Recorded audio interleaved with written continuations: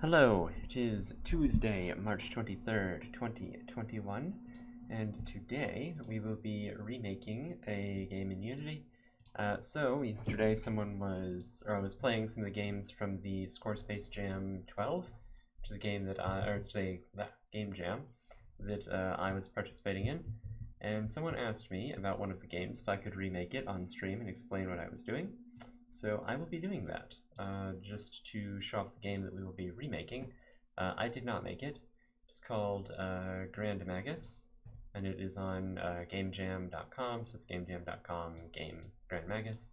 You can go play it, but I did not make it, someone else did. It's pretty cool. It's definitely worth playing. So it has this, what would you call this, like a main menu thing. It has a how to play screen. It has credits.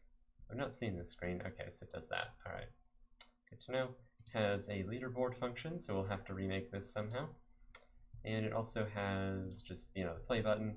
Basically, the concept is you have these three rotating little things around you. They tell you, or they, what would you say? They determine how powerful your attacks are, or what kind of attacks you should have. So I believe the red ones do the most damage. So if I press, I think it's C, yeah.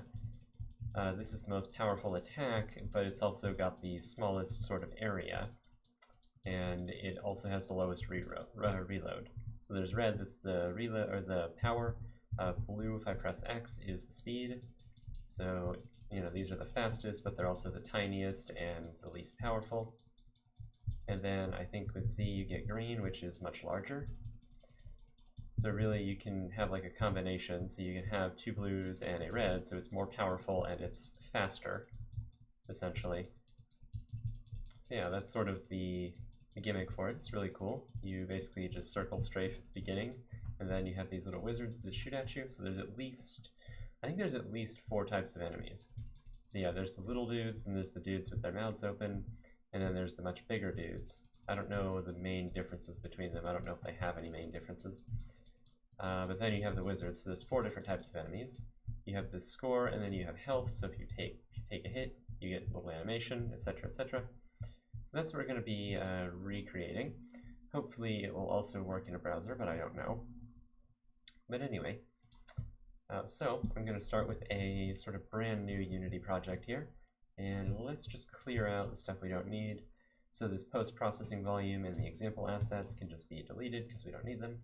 Also, if you have a little taskbar at the bottom here and your computer is really slow, that usually means that you have auto-generate lighting turned on. So if you go to Window, and then I think it's Rendering, and then Lighting, this is for, I think, Universal Render Pipeline stuff. So if you start like a 2D project, this probably shouldn't happen. Also, we're going to be doing this in 3D just because it's slightly easier to explain. 2D stuff has some strangeness to it that you have to get used to in Unity. But anyway, if you have that little bar at the bottom, you just go into this window and you turn off auto-generate lighting. So if I turn it on, I get that little bar, but it'll slow things down like tremendously because whenever you have that little bar, because lighting is very complicated for the computer to generate. Anyway, we can also get rid of this README. We can get rid of, I believe, tutorial info, and get rid of example assets as soon as it starts working. Yeah. Get rid of these, and I believe we can also get rid of, this simple character controller, because we just don't need it. But yeah, we can also delete this lighting settings, because we just don't need them. So yeah, I'm going to go through this, try to explain it as best I can. I have not made this kind of game, so it might take a minute for me to think through how to do it, but it shouldn't be too difficult. So the first thing that we need is we probably just need the play area, like trying to think, what would the word be? Just need like the field itself made, and we also need probably the little character. So let us do that. Since we're making this in 3D, we're going to have the camera sort of tilted down, as opposed to pointed up, or pointed forward, I should say. So what we need to do. Let's make the little play area first, and what we're going to do is we're going to hide these little, the directional light in the camera because they're not really going to help us right now. And I'm going to create a 3D object, It's going to be a quad, which is just a square that only faces one direction, basically. And so we're going to put that at 0, 0. And we know that sort of the aspect ratio of the game is going to be 16 by 9. So a little thing you can do to make it easier on yourself is you can just make the field itself 16 by 9. So this is facing the wrong way. We actually need it to face up. So I'm going to turn it up like that. And I'm going to call this a model, and I'm going to give it a parent and just call it tile. The idea behind this is it's just easier. Oh, well, I don't want that. I actually want the tile itself to be at 0, 0, 0. And then you can see that the model has like an offset to it. So we can go into the model itself and then set its position to 0, 0, 0. Now they're at the same position. The idea is that maybe we want to change the tiles later or something. It'll just be easier to deal with. So I do want to give this material so that it's not just standard gray. So let's see. Material. And then, I don't know, what's a good color? Like blue or something? Yeah, I'll make it blue. And then we'll just make a, well actually no. Let's change the color to blue. Some interesting color of blue like that. Is that fine? Yeah, we can desaturate it a little bit. Yeah. Okay. So I'll have blue tile there, and then let's make a, oh whoops. I don't want to duplicate the model itself, I want to duplicate the tile. And actually what I want to do, before I do that, is I want to create a folder called Prefabs. And if I click and drag this into that folder, I can create a prefab. So basically, whenever I modify this tile, it'll modify all the others, which is something that we want. Just in case I need to make like bulk modifications later. So let's grab another color of blue, just so that we can have alternating shades here. And you kind of want to drag it down this way. That'll make a darker shade. That's way too dark. Yeah, that's probably fine. Okay. So what we can do now is we can duplicate these until we get something that is 9 by 16. So let's duplicate that and duplicate that.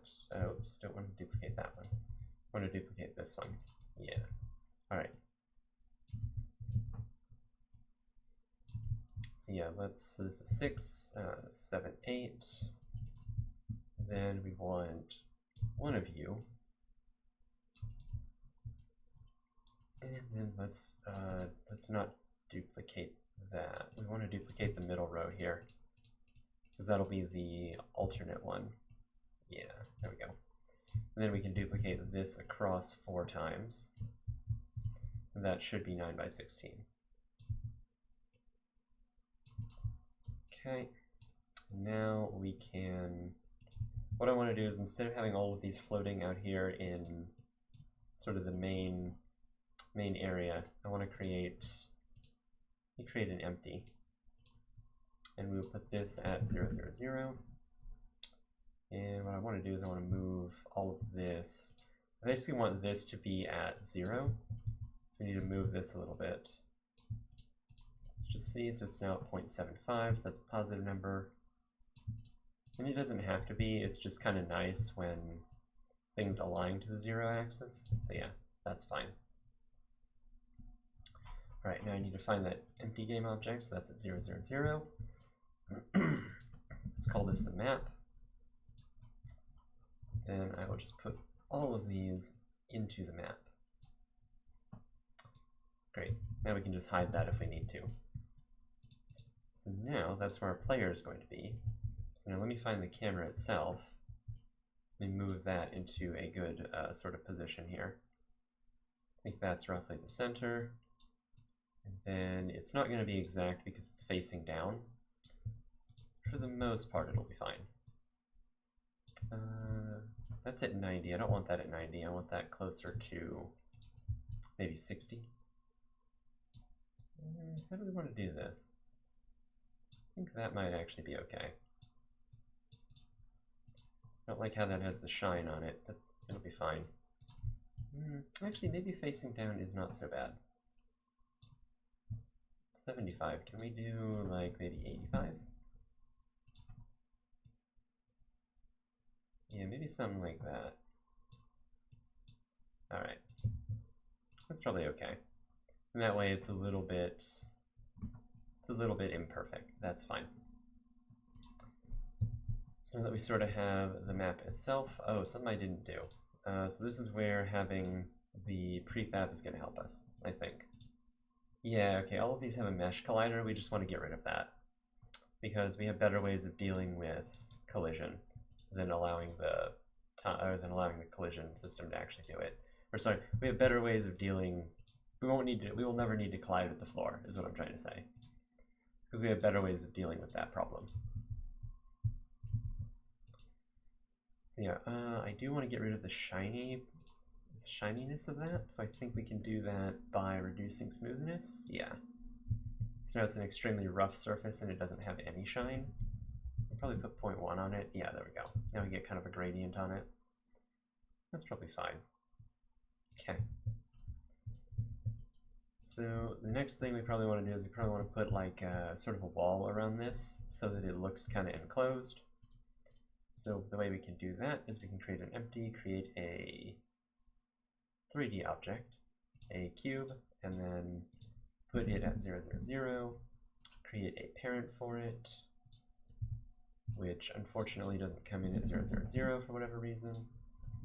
Call this the model, then move it back to 0, 0, 0. Now these will have collision, and actually what I want is I want this to be at 0.5.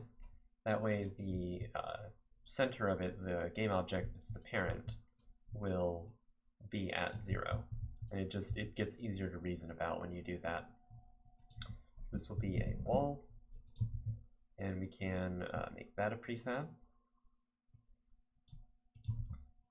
And I don't know if we want to keep it gray. Let's make it like orange or something. So we'll call the material orange. And let's put this up here. Okay. That'll be one shade of orange, and then the next shade of orange will be over here. So let's duplicate this, call this orange-2. Orange-2. Okay. Let's make this one a little bit darker.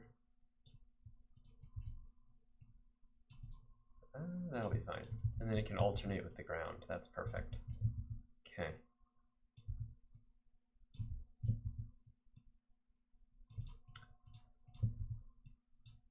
We do probably want to get rid of the shadowing, because the shadowing there is pretty crazy. But we can do that, I think, by... No, I guess we can't. I think we have to go to the tile itself to actually make it do that. Is that right? In the tile itself we can get rid of the shadowing? Cast shadows. I thought there was a receive shadows thing. Interesting. Two shaded. Shadows only. Okay. Well, in that case we can go to the orange material itself, or actually no. Go to the wall itself. Where is it? Here? Yeah. Let's open this up. And let's see. So yeah, we're going to want to keep the box collider. That's fine. So what happens if we... Oh, interesting. We don't cast shadows, we get that. Alright, we'll have to fix the illumination at some point. Yeah, I guess it's one of the things about working with 3D is that you get shadows to deal with. But they're not that hard to deal with.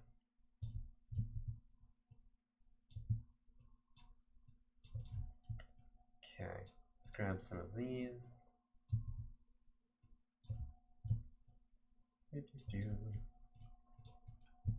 I would have done this beforehand, but I didn't realize it would take, you know, this much time. Thought it was going to take like 5 minutes or something. Yeah, once we have this done, then we can work on the sort of like controlling the player kind of thing. If I could just grab all of that, it would be nice. Okay, let me not have the camera. Yeah, that's fine. Okay.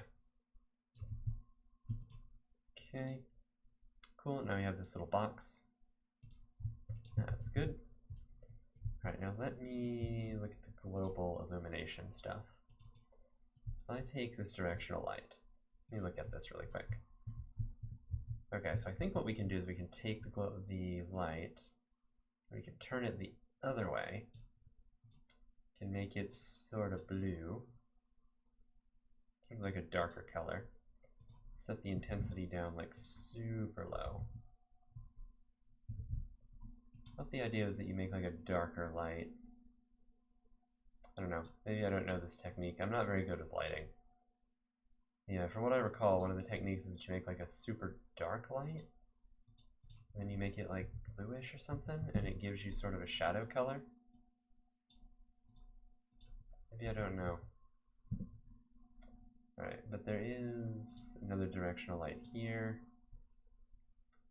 Let's say the intensity is 3. Now 2.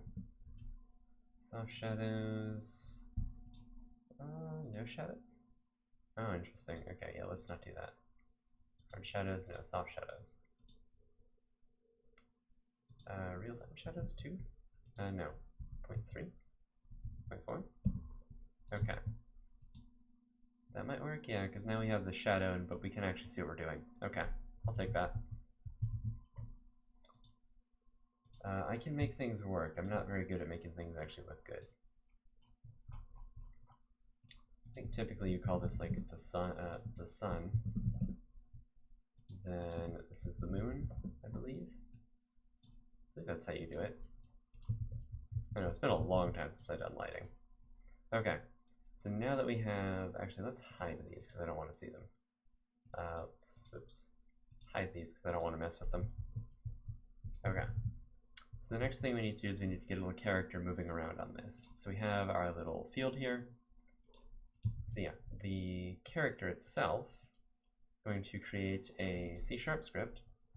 We're going to call it, we're going to create a C# script. There we go. We're going to call this the, I don't know, player controller.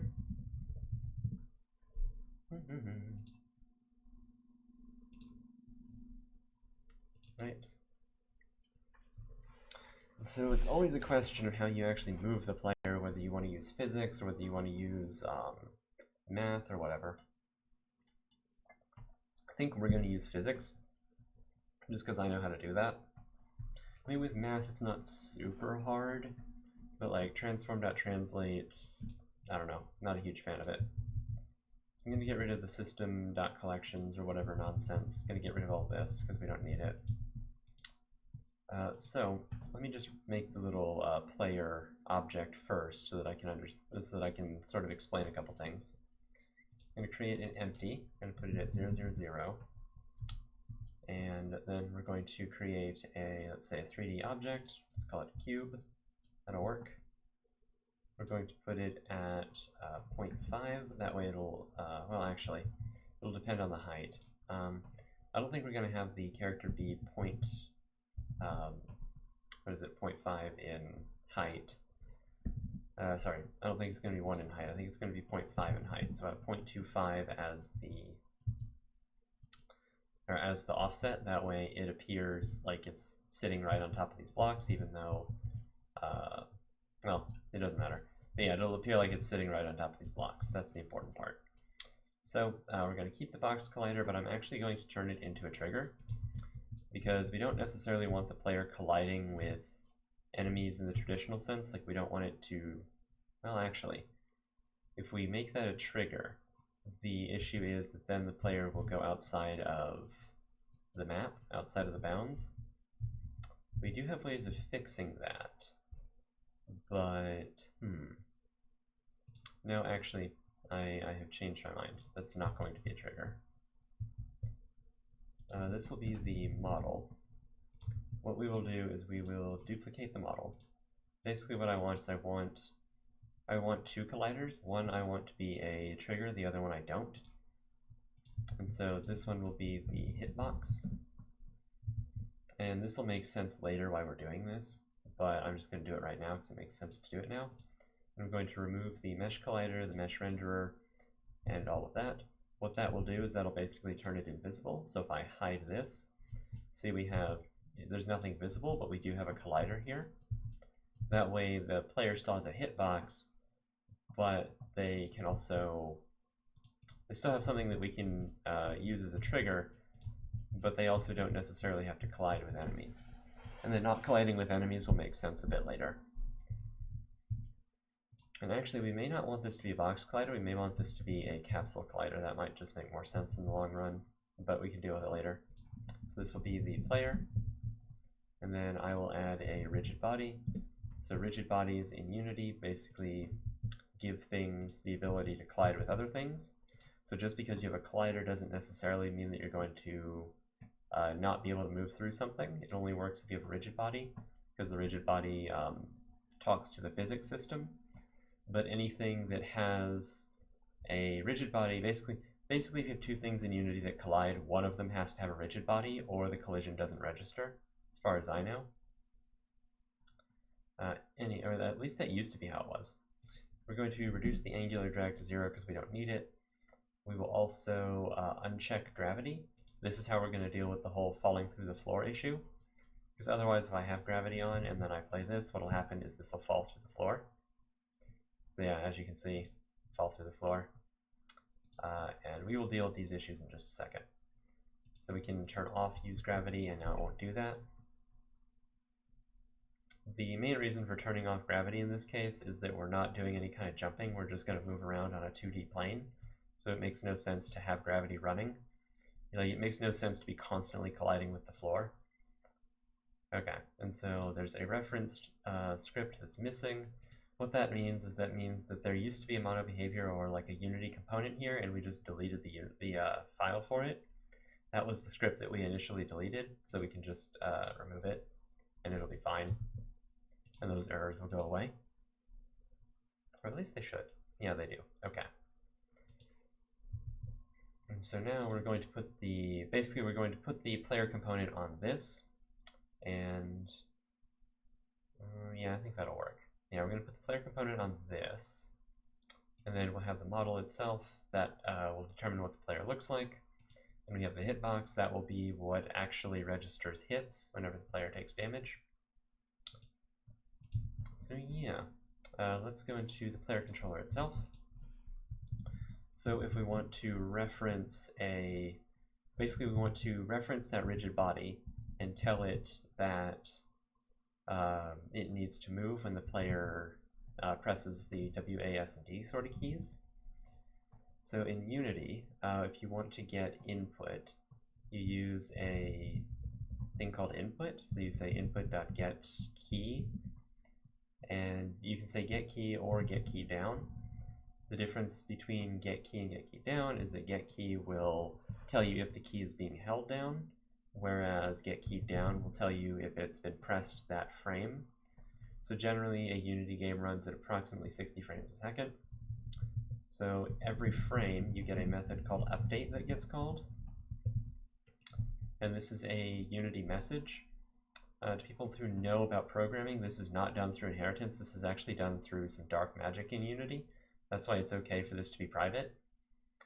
But yeah, it registers as a Unity message to tell you that it's update. It actually doesn't matter whether it's private, public, or not, so it can be protected. And it's still a valid Unity message. It can be public, and it is still a valid Unity message. I think it can be like package public, and it's still valid, but I make them private just because they're not intended to be called. I think the casing also doesn't matter. Oh no, it does. Okay, interesting. I didn't know that. Yeah, it'll tell you update is called every frame if the mono behavior is enabled. So what we can do is we can say, so you have input.getKey. So basically what this will do is it'll returns true while the key is held, or you can do getKey down, which is returns true during the exact frame that this is held down. So if you have 60 frames and the player, taps the key once, you'll only get this message once. If you do key up, it returns the frame where the key is released. But what we're going to be using is not those things, because we could do, if input get key down, you pass this a key code. So you could say key code dot, W. So if the W key is being held down, then we move forward. Otherwise, we move backwards if it's S. Input also has this get axis. So an axis is defined by name, so you could say vertical. Whoops, I have to actually type this in quotes because this takes a string. So where this vertical comes from, if you're wondering, is it comes from, I think it's in file, no, I think it's in, is it in edit? Oh no, it's in project settings, right? I think it's like input manager? No. Oh yeah, input manager axes, yeah. So you go to window, I think there's, no, maybe it is file, or I think it's edit project settings, and it'll open this project settings window here. Then you go into input manager, you open this axes thing. So you have horizontal, there's a bunch of weird things here. The important stuff is that you have the positive button and the negative button. So for instance, on the horizontal axis, the positive button is, or the negative button is left and the positive button is right. These are the arrow keys. So what that means is that if you, oh wait, actually, did they define a second time? Oh no, I guess not, okay. Basically, if you hold down the right arrow key, you'll get a positive 1. If you hold down the negative, or the left arrow key, you'll get a negative 1. A and D are the alternates, so that's what we're going to be using. Up and down are the same way, W and S. So the positive button for vertical and the negative button for vertical is S. That way, if you hold down the W key, you'll get a 1. If you hold down the negative, or the S key, you'll get a negative 1. What that translates to, the reason it's horizontal and vertical is because of the three axes here. So in the case of Unity, you have the x-axis, which is red, the y-axis, which is yellow, and the z-axis, which is blue. Normally, forward is considered the blue axis. So if we were behind the player, it would be this way. If we were in front of the player, we'd have this sort of thing, where the x-axis or the z-axis is facing us.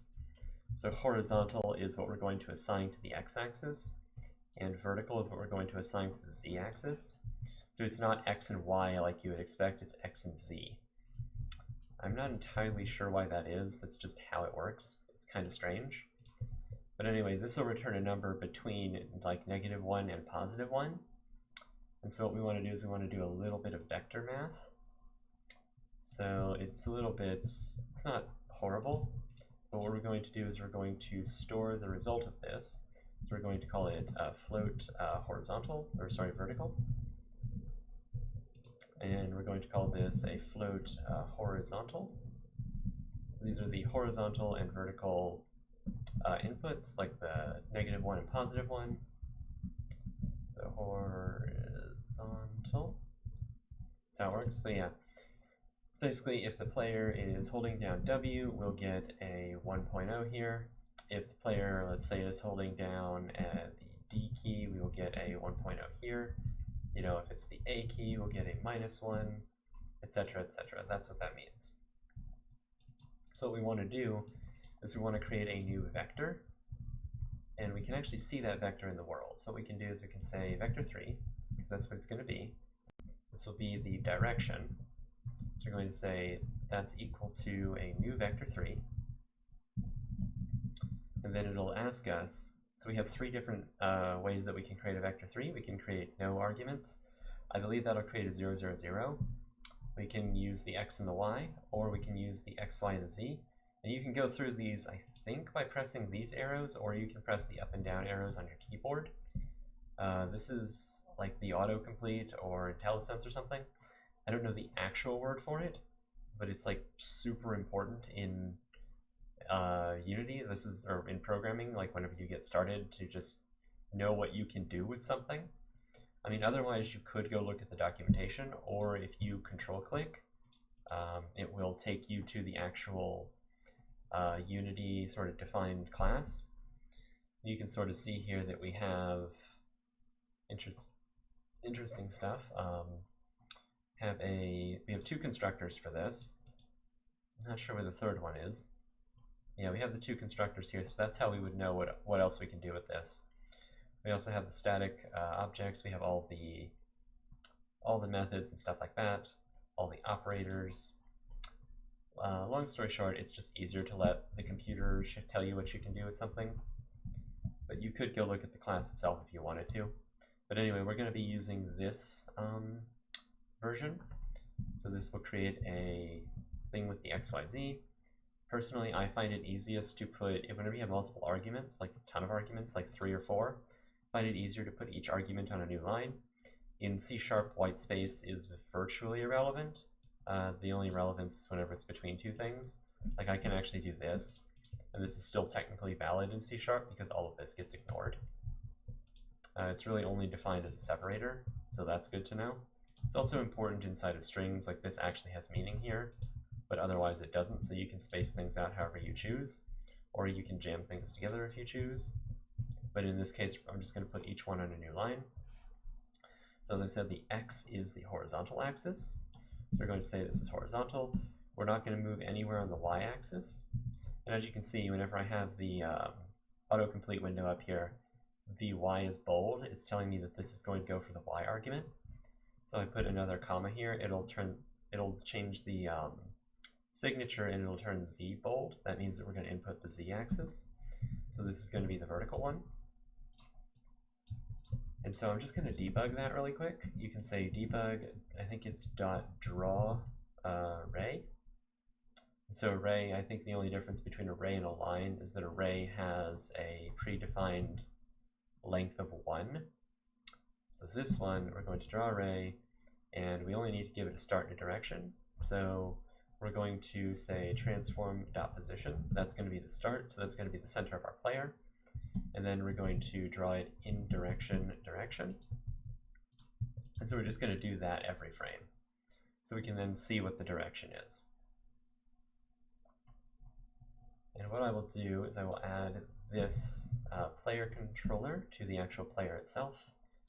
And I want to move this up just for my own, because I'm weird, that's why. So we'll put this in the middle so that we can actually see that ray. And it will only be visible in the actual scene here, so I'm just going to keep the game running in that window. But yeah, so if I were to press the up key, you'll see a ray go that way. Yeah. And so if I press the left and right, you can see what we're getting here is the ray is actually moving. So if we're like behind the player, and I press the W key, we want that, and then, you know, I shift over to D, and then S, and then A. So this is pressing W and D, we get a ray that goes that way. One thing you'll notice is that if we were to just set this to the velocity, so velocity is also a vector, but if we were to just set this to the velocity, what we'll find is that if I press W, I press W, and then I press D, you can see that this line is actually longer, and we don't really want that. We want these two to have the same length. You can tell that it's longer because it expands. Also the fact that the square root of 1 plus 1 is greater than the square root of 1 and 0. Or, you know what I mean. The Pythagorean theorem for that triangle is greater than the hypotenuse of that triangle is greater. So we can actually fix this very easily. We can just say direction dot normalized. So normalized basically just means that the vector, whenever you normalize a vector, it just means that it has a magnitude of 1, and that's what we want, is we want the length, like the actual length of that line to be 1. And so what you'll see now is that it will not, it doesn't actually change the size of it. Like whenever I have W and D held, it doesn't actually go to the center of this tile, because that's a different distance, and so that's kind of what we want. And so what we can actually do is we can move the definition of this to the end, so that you can actually run normalized, or you can get the normalized version of any vector. So this here is technically, what I have highlighted is technically a vector 3. So we can just grab this and we can stick it onto the end here.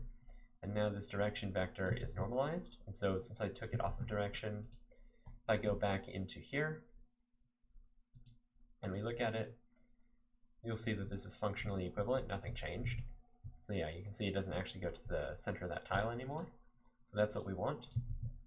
And so we're going to create a reference to a rigid body.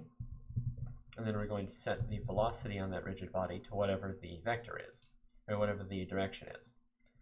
So in C#, it's generally good to make things protected unless they absolutely need to be public.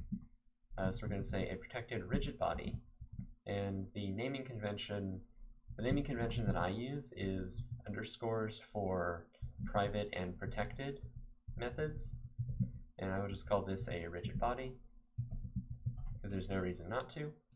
And what you'll notice, like normally you can assign, well actually let me just say public float speed, and we want to assign this to 1.0. If you don't assign this to 1.0, if we don't assign this at all, the default will be 0. So actually let me just show this. So keep in mind we have a variable called speed and we have one called rigid body. So if we go into the Unity inspector, you will see that if I can actually select the player itself. By the way, if you have a large number of objects in your scene and you want to know where one of a certain type is, so for instance, if I want to find all objects with the player controller, you can actually type t:player controller, and it will actually select everything that has a player controller. So for instance, we have the player here. It's just sometimes faster than sorting through your entire scene. Otherwise, I think it searches by name. So if we type tile, I don't know how it searches then. Okay, wait a minute. Let me just say. Yeah, okay, so tile, see how it highlighted everything that's called a tile in the name? So yeah, that's how it normally works. But anyway, you'll see that we have speed, but we don't have rigid body. If I go to debug, we do have rigid body. The reasoning is because rigid body itself is considered private, or protected, so Unity doesn't mess with it. We can fix that by saying serialized field. That will force Unity to actually show this in the inspector like we want. And so the other thing with speed is you saw that it was 0. So if I say 1.0 here is the default, what you'll find is that it doesn't change in the inspector. Yeah, see, it doesn't change in the inspector, but rigid body is now visible. It's because this actually gets serialized beforehand. And so it's been saved as that value, and so Unity doesn't touch it a second time, which is kind of annoying. But anyway, we're going to change this to a serialized field, and we're just going to make this protected. And if you need to rename a variable, let's suppose it's already in use somewhere, you can hit Control-RR, and Visual Studio will bring up this menu, and it'll let you rename it. And it'll change it everywhere else. So we'll say this is the speed. So whenever you assign the velocity in physics, say that the velocity is equal to the direction times the speed. And so what this will do is this will cause us to move in whatever direction we have, or we're holding the keys for. So in this case, we have our speed set to 1 because we told it to reserialize this. I don't like the thing where you automatically detect components. I just don't like it. So I'm just going to assign this manually. There are ways that you can auto-detect it, but I don't want to do that. So anyway, now if I hold down W, A, S, and D, we can actually move the player a little bit, and they move at a constant speed, so that's kind of what we want. We do want to change the speed, so we can change that in the inspector. We can say maybe 4. Is that a good speed? Whoops. Yeah, that seems okay. Yeah, okay, I like that. You can see the player instantly stops, or well, sort of instantly stops. It has to do with how the axis thing works. I think we can do get axis raw or something, but we don't need to worry about that. Yeah, as you can see, we can move around, which is what we want. Okay. So the next thing we need to do is we need to get, I believe, the shooting working. So what I want, an easy way to do shooting is to have the projectile be spawned at like the forward version of a transform. So like whenever you have, let me try to explain it better than I just did because that was terrible. So whenever you have a transform in Unity, that's where this little component comes from, this little 3 arrows thing. It has a forward direction. So if we change this to up here, if we rotate this, right, what you see is that the rotation doesn't, rotation thingy stays pointed along the X and Y and Z. That's because this is set to global. So if we set this to local, you can see now the forward axis is this way because the Z goes around it. If we change to the directional thing, this is like, now this is the forward axis. So if we were to move the player at like transform.forward, it would move this way. So if you're shooting like a projectile, one of the easiest ways to do it is to make sure that whatever direction you want to shoot at is pointing forward, and just say transform.forward. So let me set the player speed back to where it was. I think we had it at 4. So what that amounts to is what we want to do is we want to point the player one direction, and then we want to say, hey, just shoot forward. If that makes any sense. So that means that we need to rotate the player to face the mouse.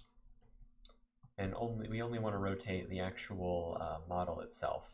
Actually, what we want to do... Okay, so I'm going to create a parent for this. And this is going to be the model. This is going to be the collision. Or we'll say that's the graphics. Yeah, say that these two things are like that. That'll be fine. Okay. That way we have... Well, actually, wait a minute. I've confused myself. I think we want to get rid of this box collider, actually. And we just want to get rid of all this. I think I duplicated something. Yeah. And I think this will cause an issue. No, it won't. Okay, a good practice in Unity is to keep everything, if you're going to be rotating something, so in this case we're going to be rotating this graphics object, a good practice is to keep anything that you're rotating at a scale of 1, 1, 1. And a position of 0, if you can. So what we're going to do is we're going to rotate the graphics object like that, and then we're going to say to the player, hey, wherever the graphics is facing, shoot forward that way. That way it'll just be easier to do the math. And so what we need to do is we need to control, now we need to make the player face the mouse, basically. So whenever we move around, we want the player to look at the mouse wherever they are. That way we can aim and shoot with the mouse. So, it's not super hard to do.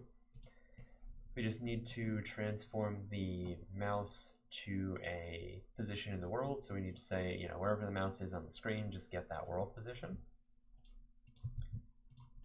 So what I'm going to do first is I'm going to move all of this logic into its own method.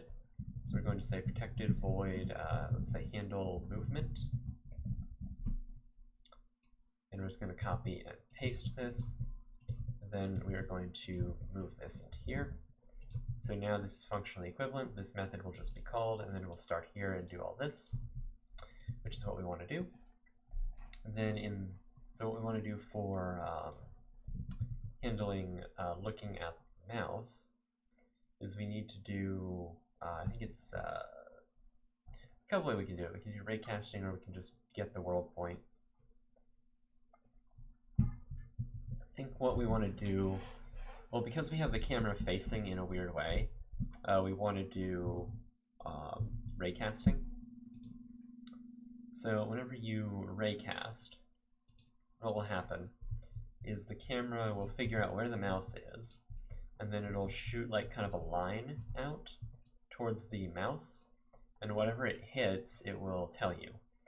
So we need something for it to hit, basically, at the, like sort of at the 0 point in the world. We need something for it to hit. So what I'm going to do is I will create a, what am I going to create? Let us create, it's either a quad or a plane. We want to create a 3D object. We want to create probably a plane. I'm going to put it at 0, 0, 0. And then we can turn off the mesh renderer, I believe, because now we have the mesh collider. Actually, no. We can just create a quad, right? So we're going to create a giant 3D object. It's called a quad. We're going to put it at 0, 0, 0. Then we're going to rotate it by 90. And this is going to be the ground. It's going to keep its collider on, but we're going to disable the renderer so it can't be seen. Disable the renderer here, but you see we still have the collider. That's all we really want is the collider. And I thought we could turn it to be a trigger, but apparently we can't. Interesting. Actually, we can just remove the renderer. That's fine too. Yeah, and we don't need the filter. So we have it as a collider, and it will be at, let's say, position 0, 0, 0. And then we're going to make it, I don't know, what can we make it? We can make it like 10 by 18. Or wait, no, it's 18 by 10. So it's slightly larger than the field itself. And sure, let's make it, I don't know, 30 by 30, that'll work. And we can make this 0, because the y should be 0. But yeah, basically what we're going to do is we're going to draw a line from the camera to wherever we hit on this. And what that will do is that will make it so that that'll make it so that we know where the mouse is on a 3D plane, because the mouse is not facing, or the camera's not facing down exactly, it's facing at 90 degrees. And so what we can do is we can create a reference to that. So I think we say protected, say mesh collider. Yeah, mesh collider, and we'll say ground. Then we want to serialize that so we can assign it. Then what we want to do is we want to say input, and the method that we use to get the, or no, it's from the camera. So we say camera.main. So camera.main is a reference to a camera. It's whatever has the main camera tag. So in this case, this has the tag, this camera itself has the main camera tag. And so that's what camera.main points to. We could also create like a field for the camera, but there's not really a point in doing that.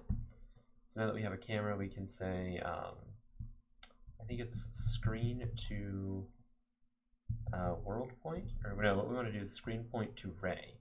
So that'll create a ray from the camera to wherever the mouse point is, or wherever the mouse is. So we need to actually get the mouse position, which is just at input.mousePosition. And so this will return a ray.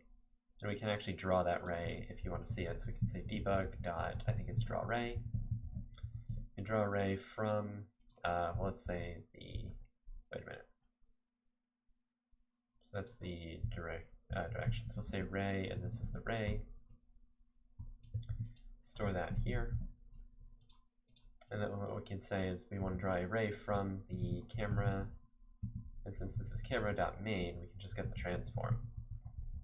So we start at the transform's position, and then we say ray, I think, dot direction. Yeah. So this will show you basically where it is, or where it's facing. And actually, we probably want to draw a line, right? And let's say draw a line from the direction, and then let's say whatever the direction is, multiply it by 10. And that's what we want to do. Well, actually, no. We want to do some vector math. So the end of the ray, this will be a vector 3.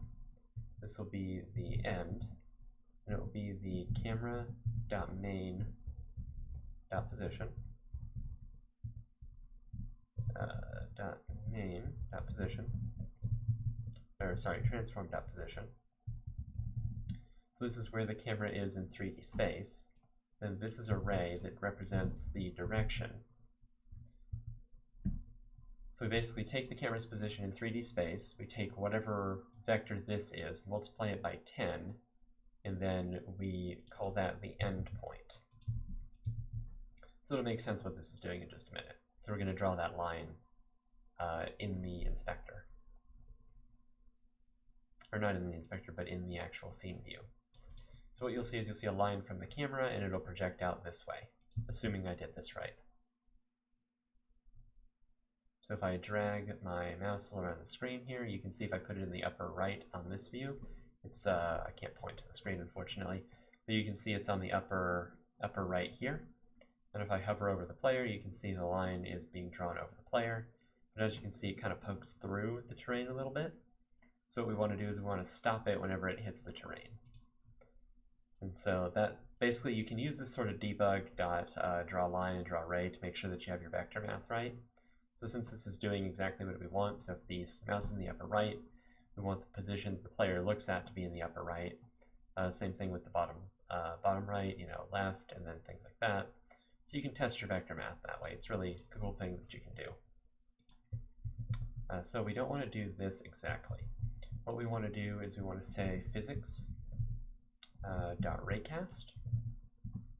And actually, I'm curious if we can cast from the collider itself, because I don't actually know. Yeah, we can. Okay. So what we can do is we can say ground.raycast. So what this will do is if we give it a ray, so the first argument's a ray, and then the second argument is this raycast hit info. So we can say a raycast, I think it's raycast hit, and we call this info. And you'll notice that it has this weird keyword called out. So what out does is normally you pass data into a function, and the function will use that data. In this case, the out keyword will actually assign data to this object. So we're going to leave it empty, and the function itself will assign data to it for us.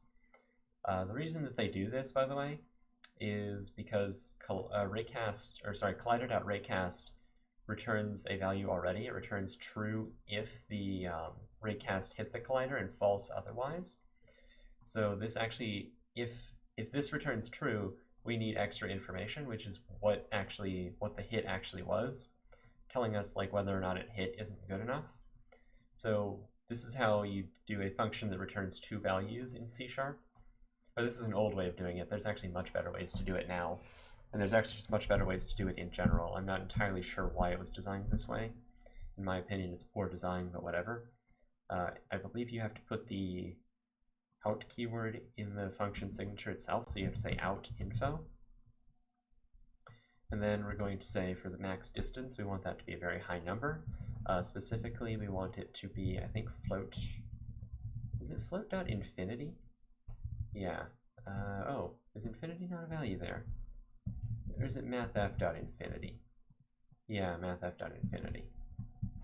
So yeah, we want it to be a very large number, specifically infinite. And so you'll see that we get a little thing here that tells us, hey, there's actually a better way to do this. But we're not going to do it that way. So what we want to know is this ground.raycast. Basically what we're asking is we're saying, hey, ground plane here, if I give you a ray, does this actually hit? Does this ray actually collide with the ground? And so we're going to say if this is true, then what we want to do is we know that at this point, like inside these brackets here, we know that the ray that we gave it, this ray, collides with the ground at some point. And just because of the way that we have the scene set up, this will always be true. Well, for the most part. There's actually some other reasons that it may not be true, but we'll fix that in just a minute. So what we want to do is we want to figure out exactly where it hit, and so that's at info.point, I believe. Yeah, info.point is the point in the impact point of it. So that's what we want to look at least for the most part. So what we want to say is we want to say transform.look at, and then we want to look at either a target, a world position, a target with an up, or a world position with an up. So in this case, we just want to look at a world position. So we can say info.point. And so we just want to look at wherever in the world we just hit something. And actually what I'm going to do is I'm going to create a protected, say game object, and this is going to be just a marker. What we'll say is marker.position or .transform.position is equal to info.point. And this will just make it clearer wherever this hit point was. So let me create a 3D, let's create a 3D, I don't know, sphere at 0, 0, 0. And yeah, this will just be the marker. And let's remove the collider here. And so yeah, all this will do is wherever we hit in the world, this marker will end up there. So in this case, we'll just put marker, whoops. Oh, I didn't put serialized field. Anyway, in the player, we need to assign the ground here. And then in the player controller, we go to edit script, and then we just paste serialized field onto this. So again, the marker is just for showing you where it's actually hitting in the world and sort of proving that that it's actually doing what we want. So the player, if this is working correctly, whenever I hover the mouse over some position, the marker itself should be there. And so as you can see, the marker now follows the mouse. And the other thing you can see too is that its y-axis doesn't change. And you can also see that the player faces it. So if we go into the scene view, we can actually see this a little bit better.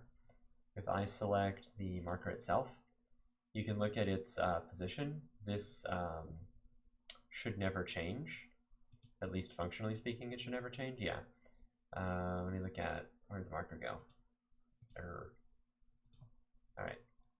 So if I hover here, sorry, it's not the, or no, actually that shouldn't, I don't know why that's changing. It definitely shouldn't. I think it's actually a very low number. Okay. So yeah, what you see is that it looks like it's changing, but this is just this is a scientific notation. So you see the E minus 0.0 or minus 0.07. That means that this is a number that is like, it's 0 to, so for instance, if you're not familiar, it's e to the minus 0.07, that's equal to 0.1234567. If you have like 2e to the minus 7, it's approximately equal to that, so it's basically 0. It's just a weird way that numbers are shown in the Unity Inspector for a bunch of different reasons. But suffice it to say it's always 0. Well, actually, you'll see that it gets from e to the minus 6 to the 8 to the 7, but yeah, it's effectively 0. So that's basically telling us that the height here never changes. I'm actually very curious why it's not doing the thing that I think it's doing, or that I thought it was going to do, but whatever. Actually, I know the problem. Because we're rotating the entirety of the player, which I don't think I wanted. Well, actually, no, maybe doing that is fine. But yeah, you can see that it's facing it, so if I go again into the scene, and then we go into player, what you'll see is that that blue axis changes, and that's what we want. Because what that means is that we can say, hey, just fire at the blue axis, and by proxy, the player will fire at wherever the mouse is pointed, right? So if we fire along the blue axis, we will fire at whatever the mouse is pointed at. So that's sort of an easy way of doing that. So what I'm going to do is I'm going to get rid of the marker itself, because we don't need that anymore. That was just to sort of demonstrate that things are working. And we can get rid of it here. And we can get rid of it here. Yeah, we just tell our transform to look at whatever that point is. So we can say protected void handle turning, or yeah, handle turning. And we'll just copy paste this, put it in here, and then we'll grab the name here and put it up here. All right. And really quickly, I need to check something, because I'm just getting notified. Okay, no, nothing important. I do have to very strictly cut off this stream in an hour at like 1 p.m. because I have a bunch of stuff to do. But we are going to keep going until then. So we have our movement, we have our turning. We actually need to fire a projectile now. Well, actually, let me check something. I want to see what happens whenever I hover over the player. I think something weird might happen. Also, I think something weird might happen with the walls. So, okay, let's see. If I hover along the walls here, I don't know why this is working. Actually, yes, I do. Okay. Oh, so what you can see here is the player is facing weird directions. So if I go into the scene, oh, that's interesting. I don't know why the player's hovering, but I guess they are. We need to fix that. But yeah, you can see the player faces weird directions if we're really close, and that's because they're trying to look at a point that is right next to them. We need to fix that. But first, I need to figure out why they're floating. So you're at that, you're at that. Physics are there. So that's fine. So are they actually floating, or am I just not sure? Yeah, it gets all weird whenever the player gets really close. So we need to fix that. Basically what's happening is we're looking at a point that is sometimes below the player's actual like transform. So I think the way that we fix this is we say that the vector3 look at, no, we'll say world position, and that's going to be equal to a new vector3. Actually, how do we stop that? Because I think we're already doing,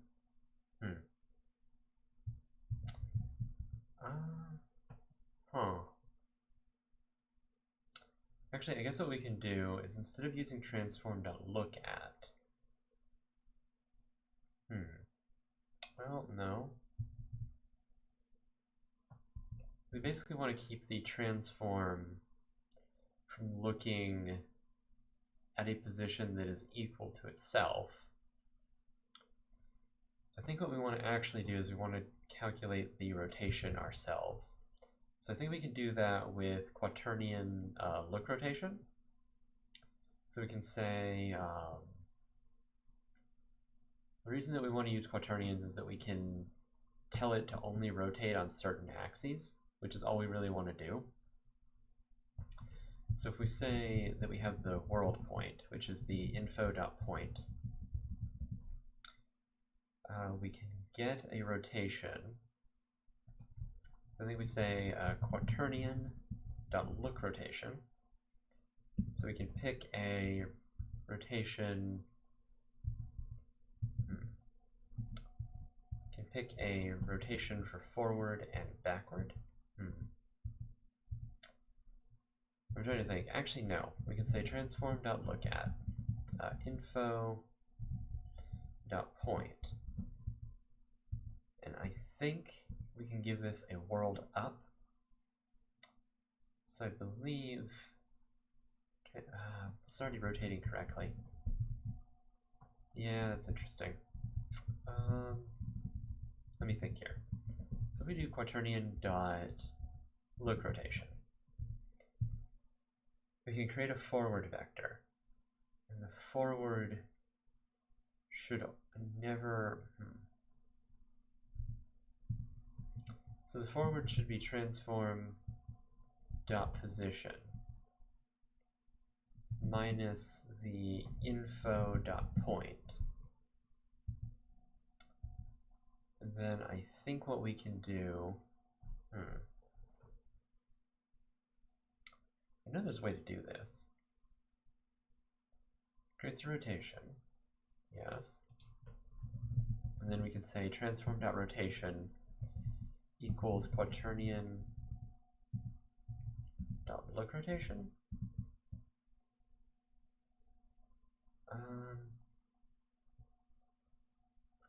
Problem with doing this is that, I don't know, I'm used to rotating towards, not rotating to. So, or sorry, not look rotation. We need to say quaternion look rotation equal to look rotation. Curious what this will do. Let me just check.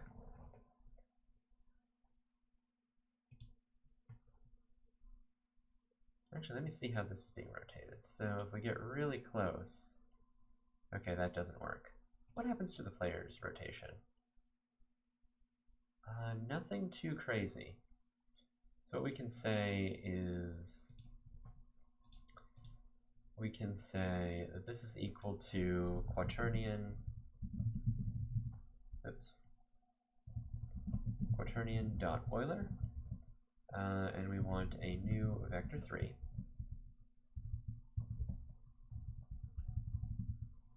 We can say 0, and then we can say look rotation dot y, or dot Euler angles dot y, and then 0? I think this will work. Let me just double check. Okay, yeah, this does what I want. So, or does it? It does not. So the way that I can tell that, by the way, is that if I put the mouse in the upper right, it's facing the wrong way. So basically what that means, or actually, let me do that again. So if I put the mouse in the upper right, we want the blue axis to be facing the upper right. So on the screen, you note that it's facing the lower left. That means that we just have our math backwards. So what this will do, it just means that we need to take info.point and move it from transform.position. So in 3D space, if you want to face another point, so if you have one point you want to face and one point where you are, it's where you want to go minus where you are. That's the direction of where you want to face. So what this does, by the way, just to explain this, is that quaternions are how you do rotation in Unity. And so we can say that we want to compute the rotation if we're at transform.position and we want to get to here, you'd have to rotate like the forward vector by some amount. So, you know, if you wanted to get from, let's say if you wanted to get from, you know, this tile in, you know, where the player is to the tile in the upper left, you'd have to go in and you'd have to say, okay, I want to, you know, you have this blue axis, you'd say, okay, I want to rotate this way, and now the blue axis faces that point, right? That's what we're telling it to do, is we're going to say, hey, just Unity, I want to be here, I'm here, give me the rotation from there to there. And so the problem is that if you're very close, you'll rotate along the x and the y axis, and all we want is to rotate along the y axis. So like, let's say you're trying to face a point that's like right in front of you, you'd have to rotate down a little bit so that the blue axis is facing that way. And we don't want to do that. If the point is right in front of us, all we want to do is want to rotate around the y-axis, which is the yellow one, which you can see up here in the upper right. You can see that if we rotate here, only the y-axis changes. But if we rotate along the x-axis, we get the x-axis changing. So what we do is we say, hey, compute the rotation, and then create a new quaternion from Euler angles. And so Euler angles, there's the x, y, z. So this is like, this rotation is the Euler value. So if we said 90, or, you know, if we said 45, you know, the player's at like half of a turn. So this is the Euler value. So what we do is we say, okay, create a new quaternion, or we say create the look rotation. So that might have an x-axis, right? So that might be, I don't know, 5 degrees, or it might be minus 5 degrees, you know, 30 degrees, and 0. It should never rotate around the z-axis. But what we want to do is we want to get rid of this 5, right? I'm going to just make it 0. So what we do is we say, for the look rotation, we create a new quaternion. We want to create the Euler angles, so it's a vector 3 just for convenience because it has 3 values. So this is the x-axis, which we want to get rid of, so we just say it's 0. Then we say, okay, go into look rotation, go to the Euler angles, and get the y value, which is going to be 30 in this case, and then, you know, just give it 0. So we just get rid of the x component, or we get rid of the x component. That way the player will never have that weird, funny rotation. So, in terms of shooting stuff, so I'm going to take about a 5-minute break just to get some water and stuff and clear my throat, etc. Be back in like 5 minutes and we will continue with this.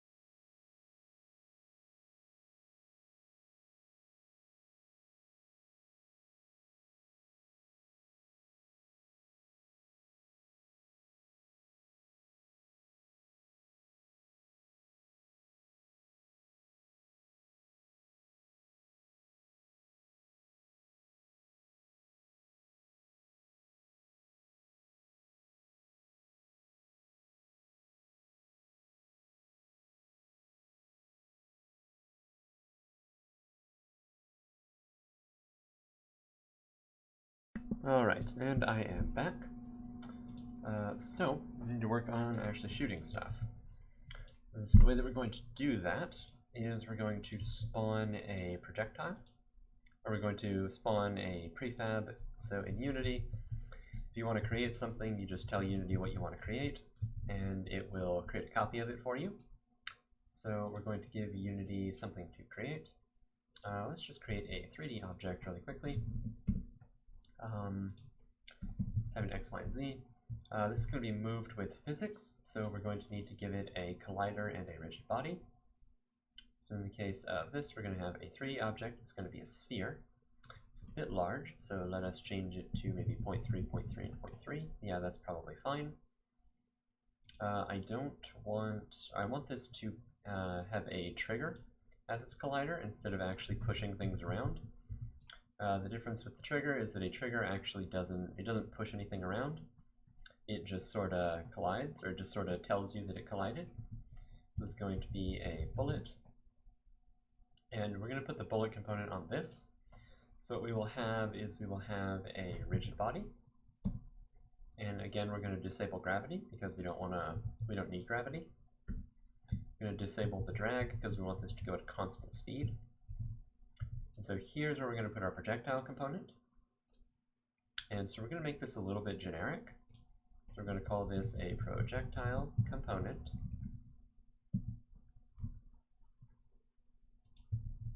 And I'm going to go into script. I'm going to get the projectile component. I'm going to get rid of all this.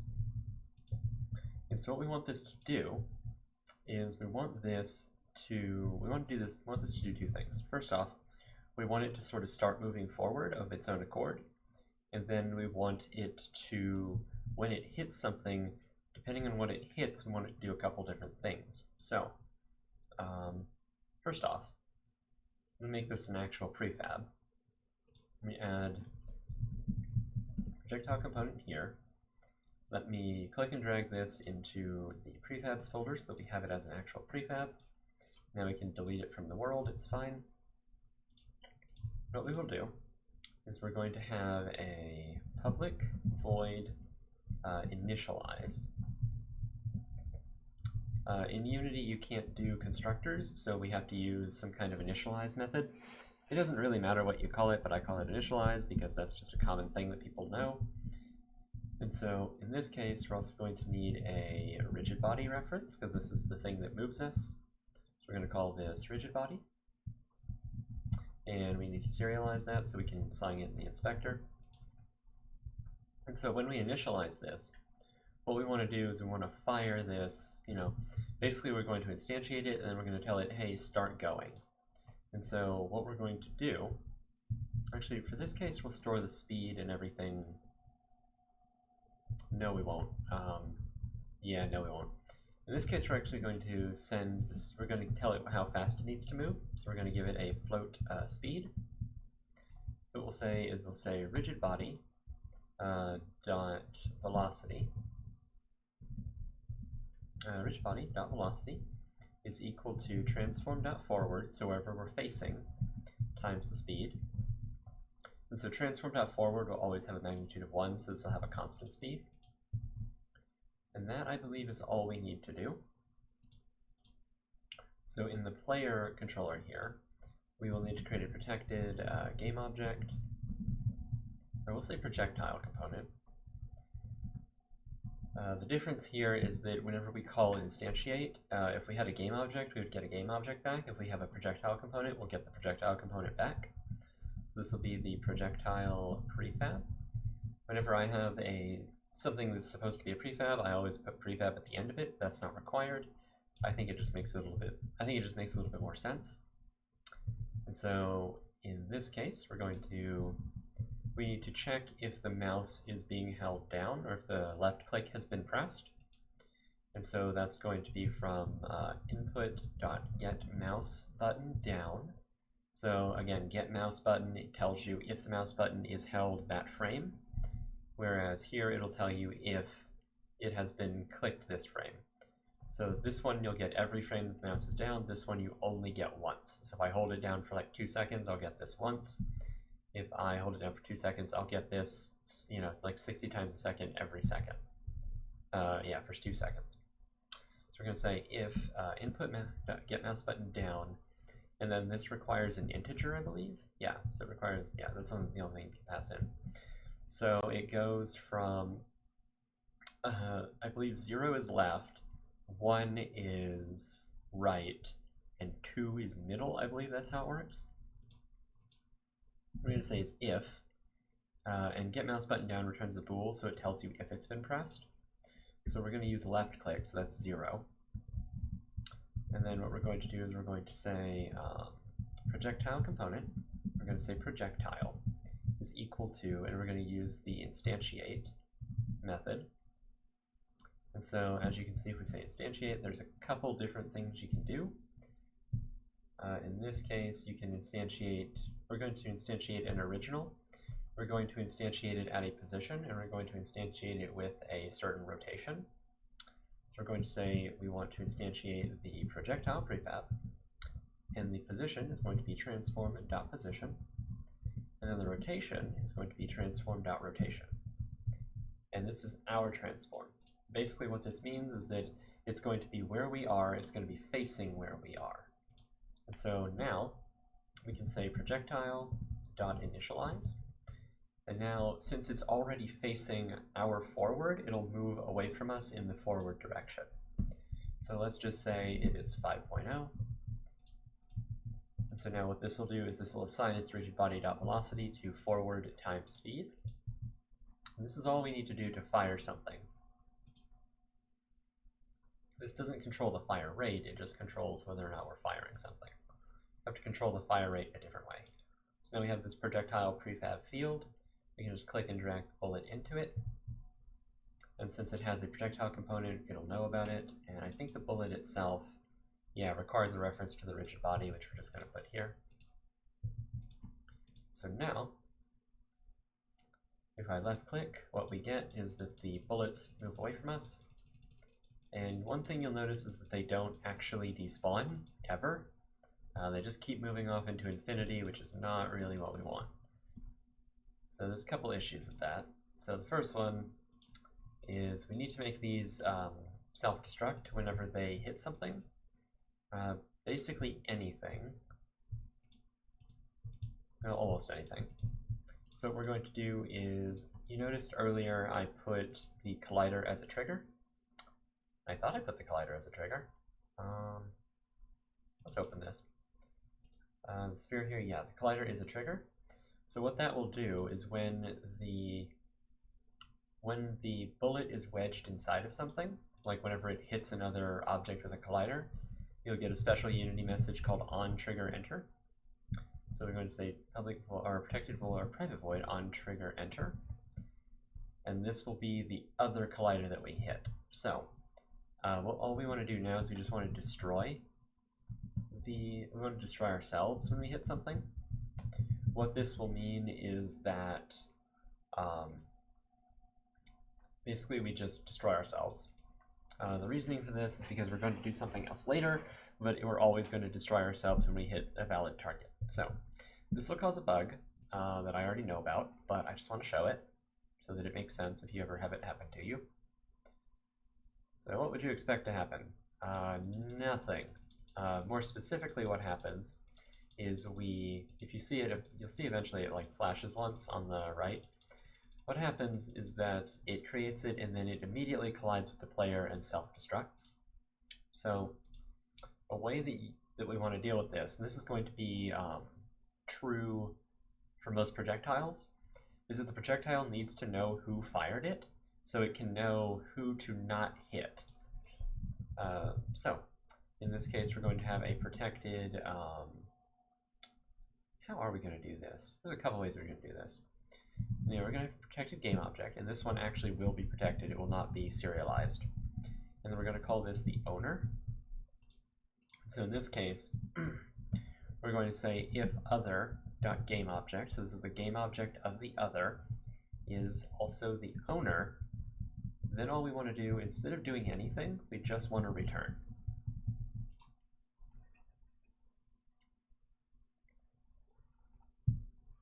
And so you're probably used to seeing return in a method that has a value. In the case of a void method, you can actually just say return, and that'll just stop executing. So you can return nothing from a void method, basically. This is called an early return. It's basically not, if the return is not the last line, it's called an early return. That to some people, that's considered a bad practice. I disagree for various reasons, but we're going to be using it because I think it's actually a good practice. So it's one of the cases where people in programming fight a little bit, but if you ever hear somebody, scoff at early returns, that's what they're talking about. Anyway, at this point, owner is always going to be null, so we need to actually assign it. So in the case of initialize, we're going to say, we're going to pass in a game object that's going to be the owner, and we're going to say owner is equal to owner, and then this will generate a compiler warning here. You can see it right there. Let's initialize here. We want to pass in our own game object. That way we are registered as the owner to the projectile. So I did that right. This may not actually work because I think the collider's not on the correct thing. Yeah, it's not. Okay. So actually we need to do this a different way. Ooh, that's interesting actually. Huh. That's very interesting. Well, the thing is, so the reason this is happening, by the way, is because the collider is actually not on the root of the player.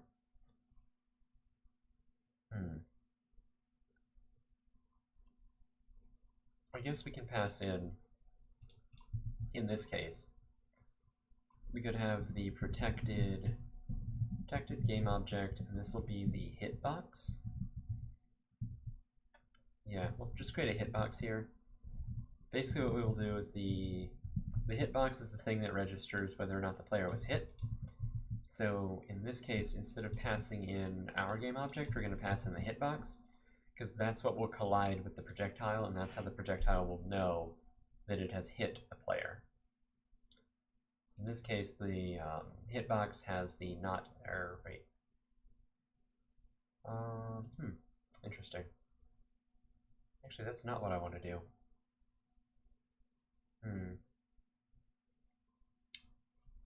So this will not be the hitbox, this will be the model. Right. I think the trigger will collide with the model, actually. Let's just put this here. I think this is actually the way that it works, because I don't think two triggers will collide with each other. Or are two triggers colliding with each other? That's interesting. Is that really happening? Are two triggers really colliding with each other? I'm going to disable the box collider to find out. Or is there something else going on? Something else is broken. Yeah, something else is broken, and I'm not entirely sure what.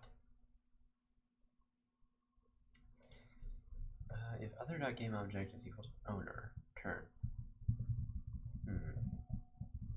Let me just debug.log these to see what we're finding here. What is it actually colliding with? So in C#, if you put a $sign before a string, it does what's called string interpolation. And what that will do is that'll just replace owner. That'll just replace whatever is in these curly brackets with its string value in the string. So rather than having to add strings together, you can just do this. Other.gameObject.that. We can say owner.gameObject.name. So I'm just going to have the other and the owner log their names, and so we can actually see which is which. This is strange to me. I didn't expect this to happen. So the other is the ground. Oh, they're colliding with the ground. That's interesting. That makes sense, though. Okay. Yeah, that makes sense. Okay. So what that's telling me... Oh, I never fixed the ground thing. I had intended to fix that. Okay. So we can fix one thing. So in the case of ground, it's kind of annoying to have this collider present. So one of the things that we can actually do is we can change this to a plane. And And so a plane is actually like a 2D mathematical construct, or 3D, I guess, mathematical construct. And so we can just create those kind of however we want. So in awake, we're going to say that the ground is equal to a new plane. And then I think we need to say there's a normal and an endpoint. And I think the normal is vector3 dot up, and the point is vector3 dot 0.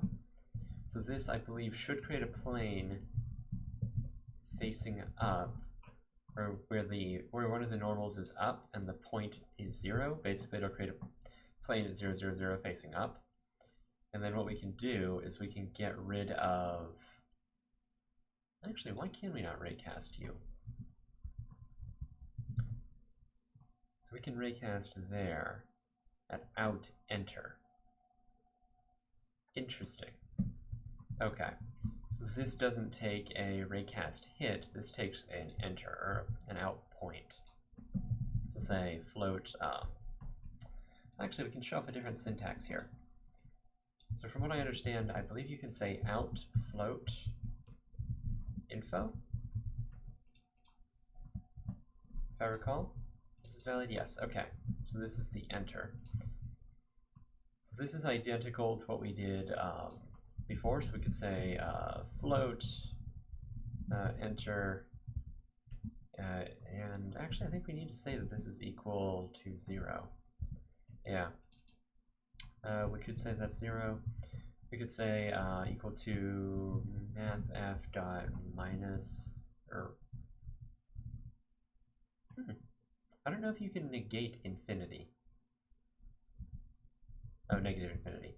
So we could say something like this, or we could actually just say, we could move this float into here. We could just say, hey, we're going to define a float that we're only using inside of these brackets. So we're going to use that. And now we just need to replace this info.point. So this is the point in the world where it hit. So if we know where we entered the ray, we can say, or if we know where we entered the plane, we can tell the ray, okay, go along the ray, go to the point where you entered the plane, and that's the world point. So we just say, I believe it's ray.get point. So this will get the, given a direction in 3D space, if you say, okay, go X, go so far in a certain direction, you will get a point at that direction. So the distance is going to be where we entered the plane. And so this should be roughly equivalent to what we did. The advantage of doing this is that we don't have to have a collider anymore. We already know where the ground is, so we can just delete this. We don't need it. And so by consequence, now the projectiles can't collide with the ground. Because right now they're like kind of running through, like halfway running through the ground. But now, since we, you can see the other is the model and the owner is the model. So now that it knows not to collide with the player, or to pretend that the player is not like an enemy for the purposes of collision, it will only collide with the walls now. And you can see that they're getting destroyed when they hit the walls. They're not just clipping through, they actually don't exist anymore. So you can see they get destroyed when they hit the walls. We're going to need a slightly more sophisticated system later, but for right now this will work.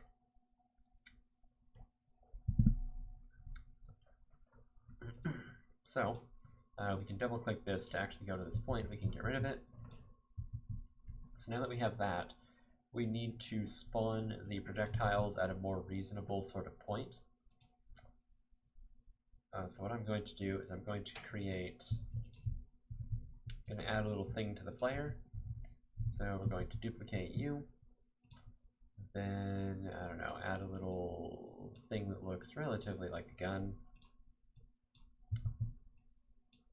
Something like that. Up a little bit so we can see it. We can get rid of its collider. And then we can say that this is the gun. And what we will do is I'll add a 3D empty. This will be the fire point. This will basically be where the projectiles spawn. I'm just going to move that to the front of the gun. We can go in this direction, and then we can do like that.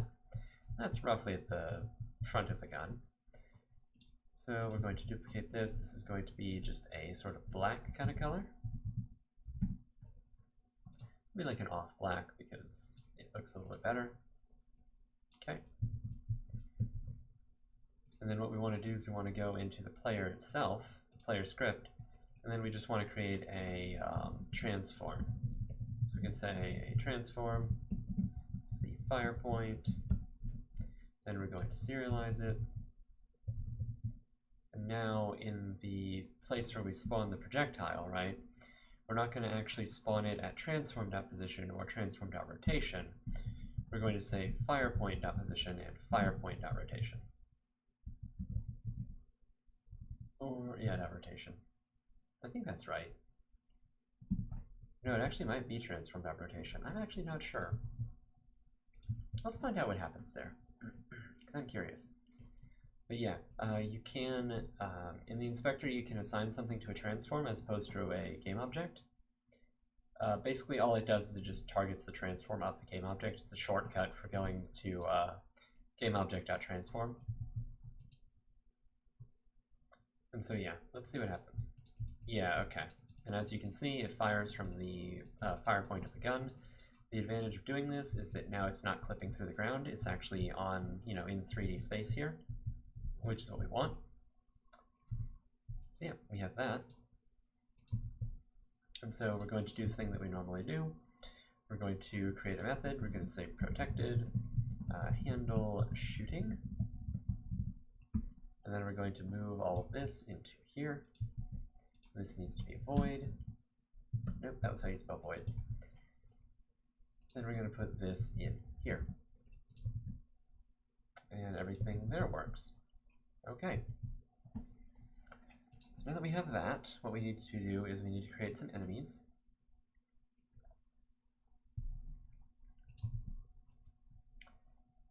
Yeah, we need to create some enemies, and those enemies will present some issues for us. But yeah, basically we want to have a game object that's similar to the player's, but it needs to look at the player and move towards the player. And if it gets hit by a bullet, it needs to die. I'm going to take the player itself and I'm going to duplicate it. And then I'm going to call this an enemy. And most enemies are not going to fire anything, so they're not going to need the gun here.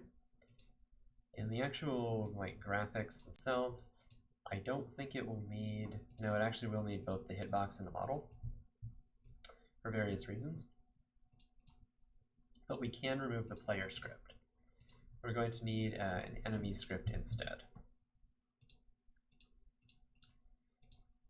So the case, it's in here. I'm going to create a new C# script. This is going to be the enemy component.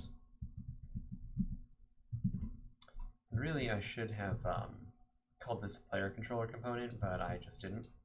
I put component at the end of stuff because a lot of my C# projects end up with stuff that is a component and stuff that's not. And it's generally just easier to tell the difference that way. So for the enemy, I'm going to make these red. Just so that we can recognize them a little bit easier. And I'm going to probably make them a little bit smaller than the player. Yeah, they're going to be red. And we'll make them at 0.4 and 0.4 instead of 0.1 and 0.1. Or 0.5, 0.5. Slightly smaller and at 0.2. So yeah. And they also don't have guns. So we sort of have an advantage. But there's going to be more of them. So we want to add an enemy component to this, and then we'll make this a prefab. Hey W, I was wondering why you always had component as suffix. We all have our own little naming conventions. Oh yeah, yeah. I don't know. I have. Well, the reason that I do it is because I don't know if you saw the other thing that I have. The other game that I was making for Squarespace. But what happens is you get this, this overload of scripts after you have like 30 or 40, and you're like, which ones of these were components and scriptable objects and whatnot?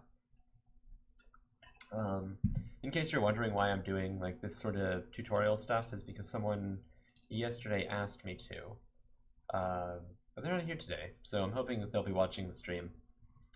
But yeah, someone asked me to remake a game, so I'm going to try to do that and explain what I'm doing a little bit more. But yeah, whenever you get something like this, like none of these need component because they can't go on a Unity object, but then all of these do. So that's why I do it, is because it's like, you know, it's just easier for me to figure out which is which. But that's because I have this bad habit of like overly committing to non-Unity stuff, to like a bunch of stuff that just happens outside of Unity. I don't know why, I just do.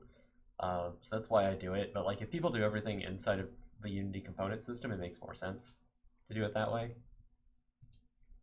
Plus, I come from sort of like a enterprise Java background, where you have like, you know, singleton proxy manager factories, you know, just horrible combinations of design patterns.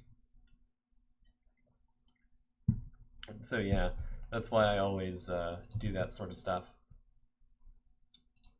But yeah, so for our enemy component here, what that's going to need to do is in update, it's going to need to move itself towards the player. It's going to create a version of update here. Then we're going to have a protected rigid body. And there's going to be another rigid body. We're going to call it rigid body, is what I mean to say. We're going to use a serialized field. And what we want to do is we want to basically figure out where the player is, and we want to move towards them. So actually, let me just assign the rigid body in here so I don't forget.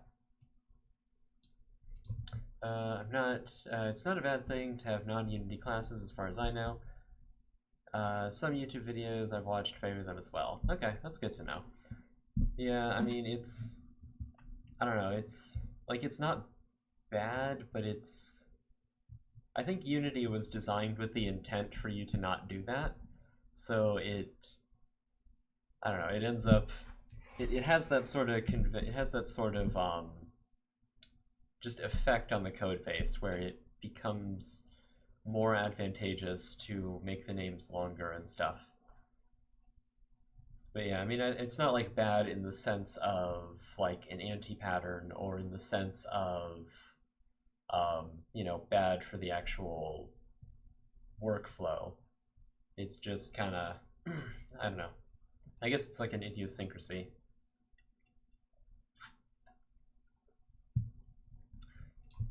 But I don't know. I just don't like things that I can't like control as well. So I prefer Unity to be more of a rendering engine. Or as close to it as you can get. I don't know if you've ever seen, yeah, in the end, you need a mono behavior to move it all together. Yeah, like a mono behavior, the way that I view it is the mono behavior is kind of like the interface between, it's kind of like a facade almost between the actual game system and Unity itself. And I actually like ended up adapting that pattern. I think the game is called Deserts of Karak, I think was the name. But it was from the people who I think did Homeworld, and they ended up using Unity in a very similar way. But they like went to the extreme with it. Like they did their own physics and everything, and they just had Unity sort of do all of it. But they had a good reason. It turns out that whenever you're doing like multiplayer stuff, like tons of units in an RTS and multiplayer, like transferring that data between two computers becomes nearly impossible. Like you just need so much of it. And so they ended up creating a really cool little system. If you've not seen the Unite video from the people from Deserts of Karak, it's really cool. They talk about Age of Empires and like the old stuff, like, you know, how you actually manage to sync stuff between two computers with Age of Empires. Because like back when Age of Empires was created, you know, your Wi-Fi speeds were, you know, nothing like they are now.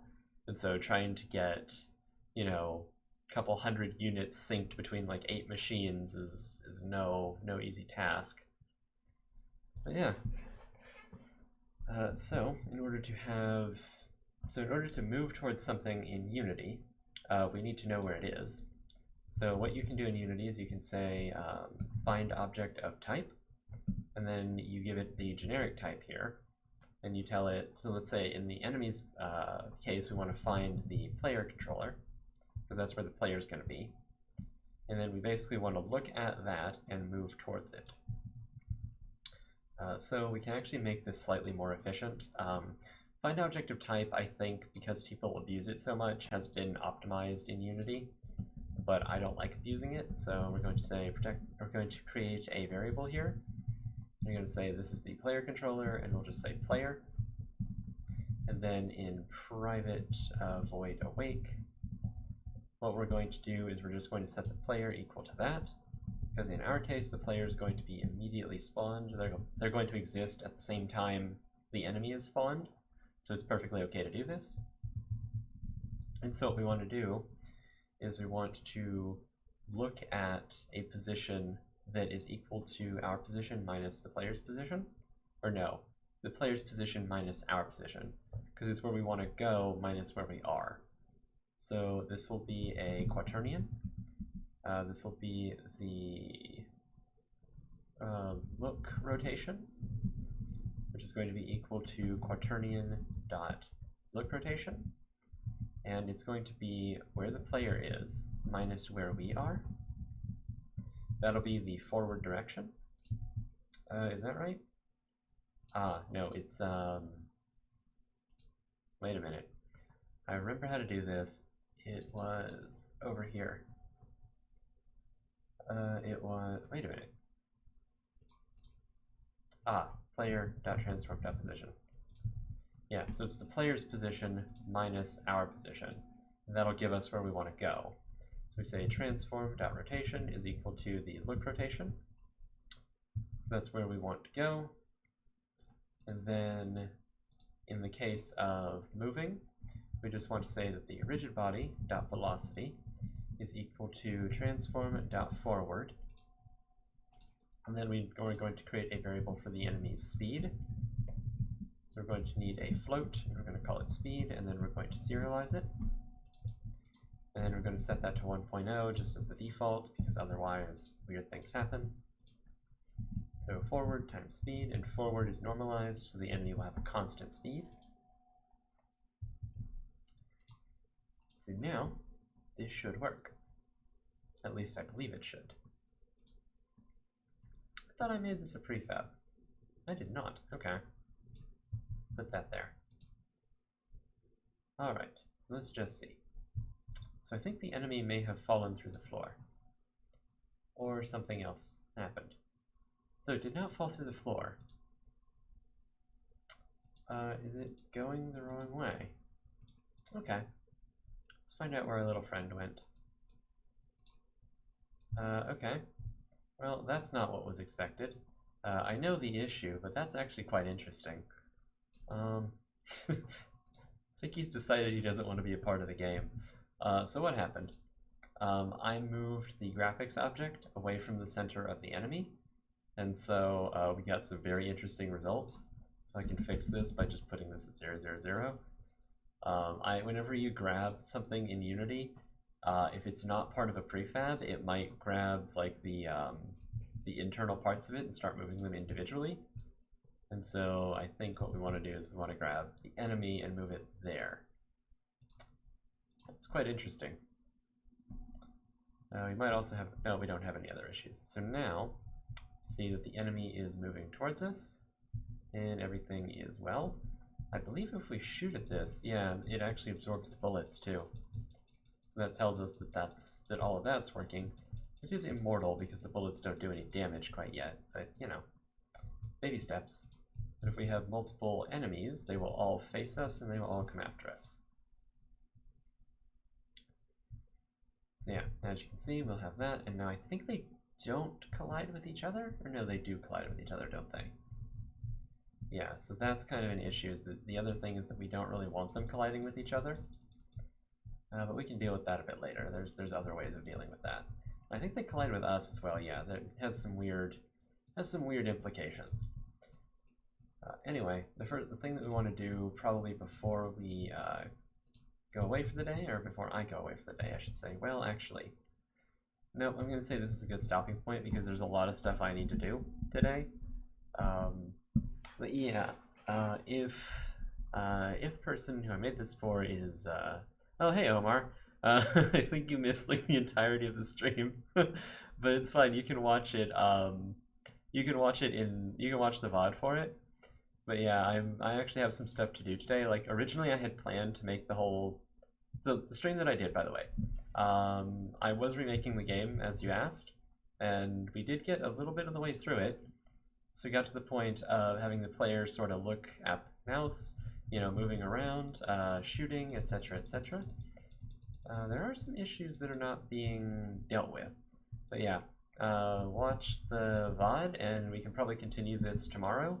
But yeah, I had intended to do this like a more sort of, I intended to go for longer, but unfortunately some stuff came up. I have to drive to a different city later today. A friend is coming in from the airport, so I have to drive to the different city sooner than I expected. So yeah. But anyway, thank you guys for watching. Omar, hope the VOD is helpful, and we'll continue this tomorrow, and I'll see you guys. Thank you for watching.